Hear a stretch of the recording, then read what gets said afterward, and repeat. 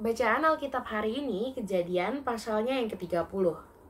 Ketika dilihat Rahel bahwa ia tidak melahirkan anak bagi Yakub, cemburulah ia kepada kakaknya itu.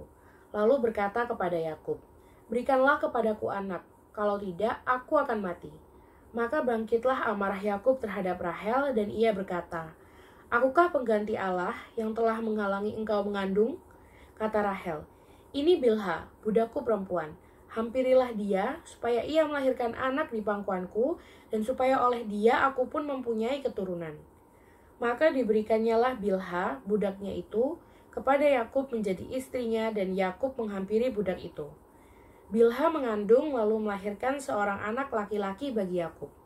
Berkatalah Rahel, "Allah telah memberikan keadilan kepadaku, juga telah didengarkannya permohonanku dan diberikannya kepadaku seorang anak laki-laki. Itulah sebabnya ia menamai anak itu Dan." Mengandung pula Bilha, budak perempuan Rahel, lalu melahirkan anak laki-laki yang kedua bagi Yakub. Berkatalah Rahel, "Aku telah sangat hebat bergulat dengan kakakku, dan aku pun menang." Maka ia menamai anak itu Naftali. Ketika dilihat Lea bahwa ia tidak melahirkan lagi, diambilnyalah Zilpa, budaknya perempuan, dan diberikannya kepada Yakub menjadi istrinya. Dan Zilpa, budak perempuan Lea, melahirkan seorang anak laki-laki bagi Yakub.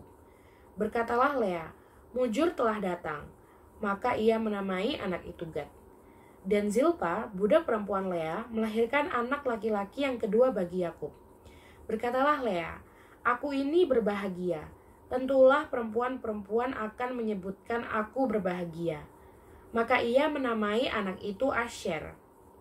Ketika Ruben pada musim menuai gandum pergi berjalan-jalan, didapatinyalah di padang buah dudaim. Lalu dibawanya kepada Lea ibunya.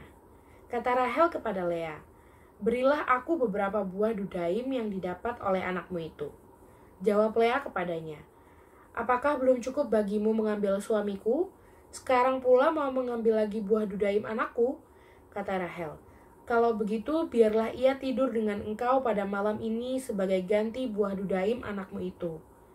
Ketika Yakub pada waktu petang datang dari padang, pergilah Lea mendapatkannya sambil berkata, "Engkau harus singgah kepadaku malam ini, sebab memang engkau telah kusewa dengan buah dudaim anakku." Sebab itu tidurlah Yakub dengan Lea pada malam itu. Lalu Allah mendengarkan permohonan Lea.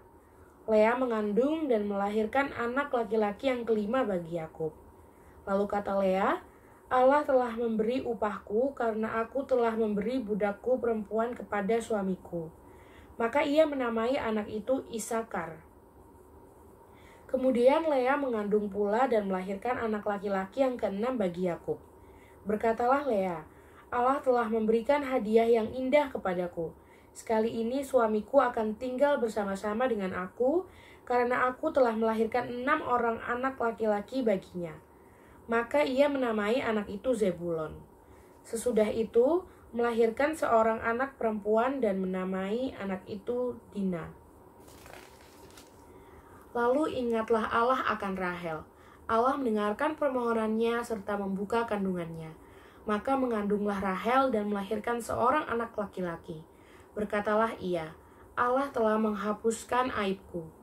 Maka ia menamai anak itu Yusuf, sambil berkata, "Mudah-mudahan Tuhan menambah seorang anak laki-laki lagi bagiku." Yakub memperoleh ternak.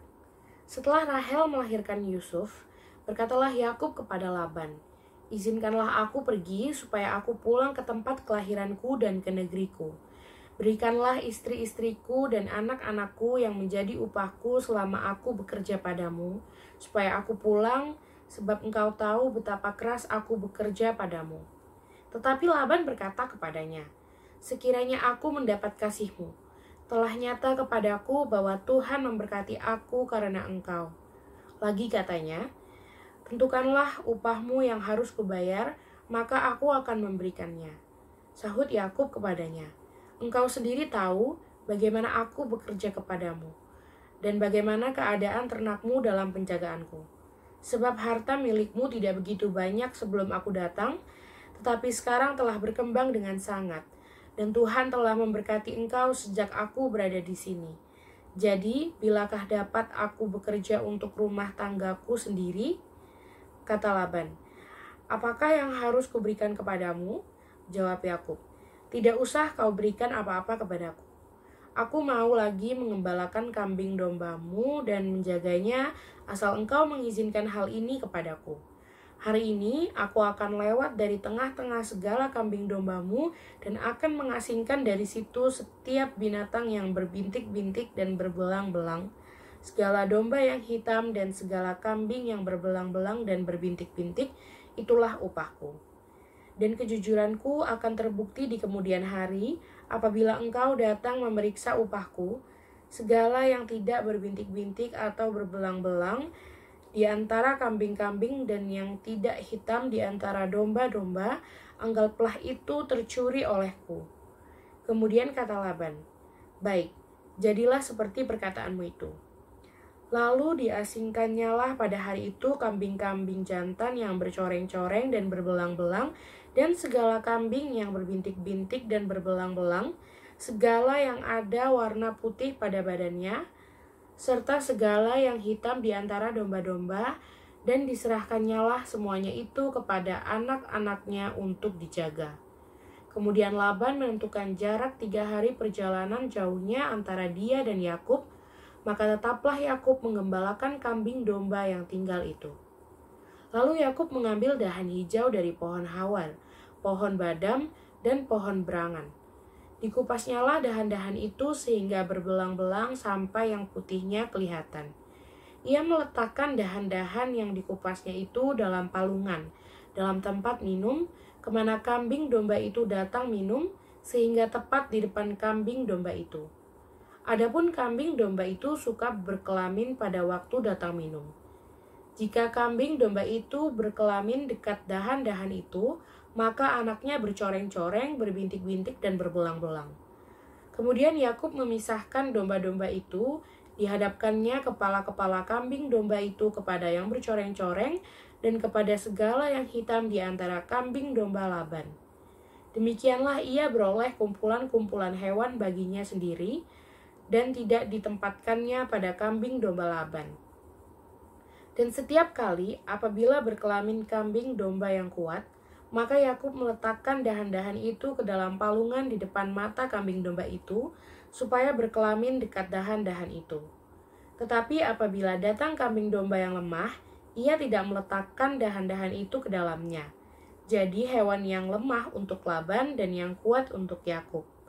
Maka sangatlah bertambah-tambah harta Yakub, dan ia mempunyai banyak kambing domba, budak perempuan dan laki-laki, unta, dan keledai.